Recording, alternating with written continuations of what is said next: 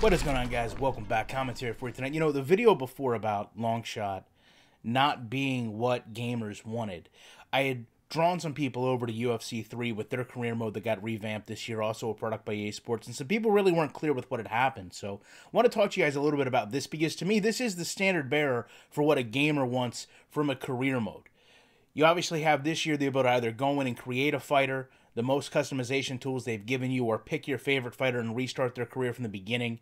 You aren't just pushed into the UFC, you're actually starting in the WFA, the World Fighting Alliance, and your performances there kind of dictate the path you take to the UFC. You can go through the Ultimate Fighter reality series, or if you do very well, you can get an immediate opportunity to go and fight at the highest level. And to me, that's the first step.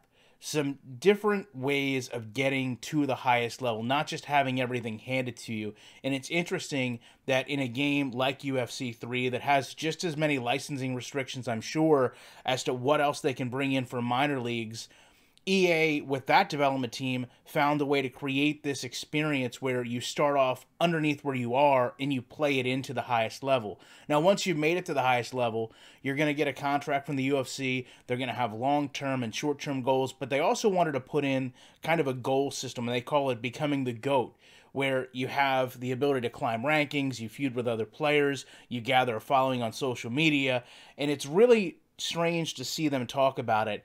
And one of the things they mention is a sense of not knowing when you'd beat franchise or beat career mode.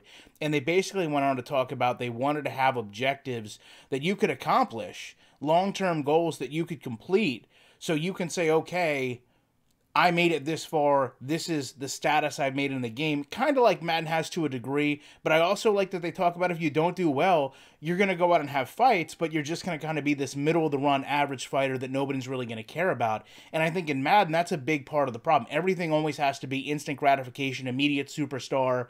You can't ever be the kicker, if you will, or the slot receiver. Now here, they talk about the depth of career mode. I think this is where we start to talk about what every gamer wants. They talk about interactive press conferences, interactive weigh-ins, the ability to actually conduct yourself in social media and to the public post-fight and pre-fight, and kind of change how your character is viewed and really make that personal connection to the character you're playing with. And to me, this is what makes a game's replay of value much better, if you can make these games unique and entertaining and exciting and evolving. Madden doesn't seem to have a lot of evolving to it.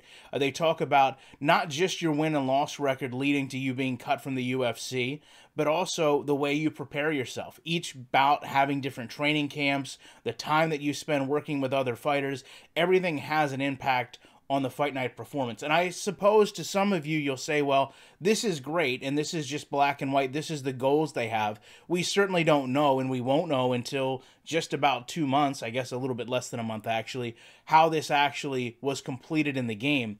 But I think it still rings true. This is what the UFC gamers wanted from a career mode in their product.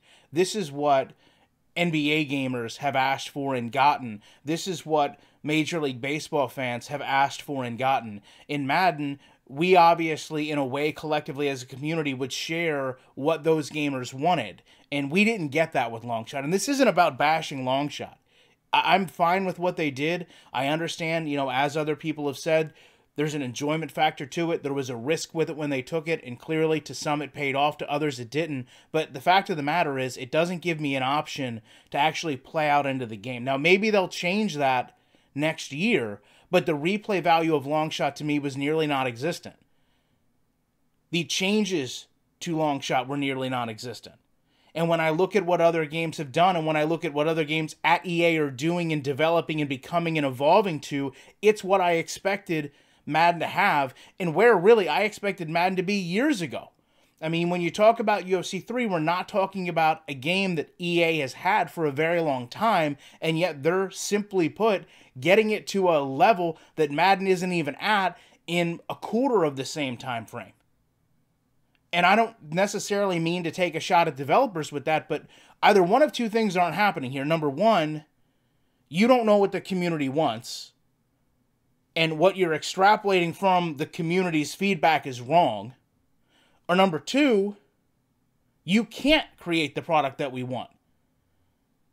And in either way, as a gaming community, we deserve the answer. If you can't make what we want, fine, tell us. Tell us that you can't do it, but show us what we're going to get instead.